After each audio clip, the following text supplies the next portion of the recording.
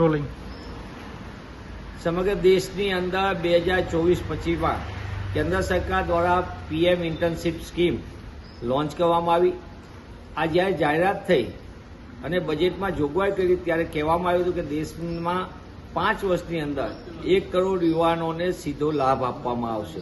આ યોજનાની વાતો મોટી મોટી, જાહેરાતો મોટી મોટી, પણ હકીકત જમીન હકીકત તપાસતા આ પીએમ ઇન્ટર્નશીપ સ્કીમ હેઠળ સમગ્ર દેશની અંદર 3400 યુવાનોને લાભ મળ્યો.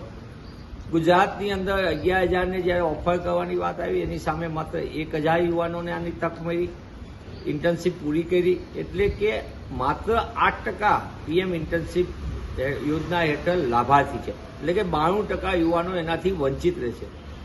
એક તરફ ગુજરાત ઔદ્યોગિક રાજ્યમાં અવ્વલ નંબર ઉપર હોય, મોટા મોટા દાવા થાય, મોટી મોટી કંપની, કરોડો રૂપિયાના રોજગારની, કરોડો રૂપિયાના રોકાણની વાતો થાય, અને બીજી બાજુ ગુજરાત જેવા પ્રગતિશીલ રાજ્યની અંદર અનેક વિસ્તારોમાં યુવાનોને રોજગારની તક ન મળે.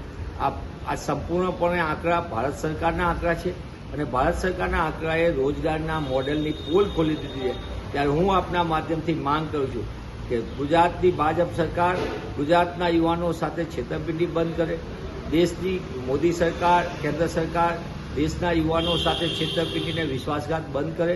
આ યોજનાનો લાભ સાચી રીતે અપાવવા માટે યોજનાને સંપૂર્ણપણે વાસ્તવિકતા રજૂ થાય અને ગુજરાતના યુવાનોને, દેશના યુવાનોને સાચા અર્થમાં રોજગારની તક મળે. એક તરફ સત્તામાં આવતા પહેલા મોદી સરકારે 2 કરોડ રોજગાર દર વર્ષે આપવાની વાત કરી. આજે 12 વર્ષમાં 24 કરોડ રોજગારને બદલે લોકોના રોજગાર, યુવાનોના રોજગાર છીનવાઈ રહ્યા છે. ત્યારે આ સંપૂર્ણપણે આ બાબતની તપાસ થવી જોઈએ, આનો અહેવાલ જાહેર થવો જોઈએ અને જે યોજનામાં મોટા પાયે ખામી છે, જેના કારણે યુવાનો રોજગારથી વંચિત રહે છે, એમાં તાત્કાલિક સુધારો કરવો જોઈએ.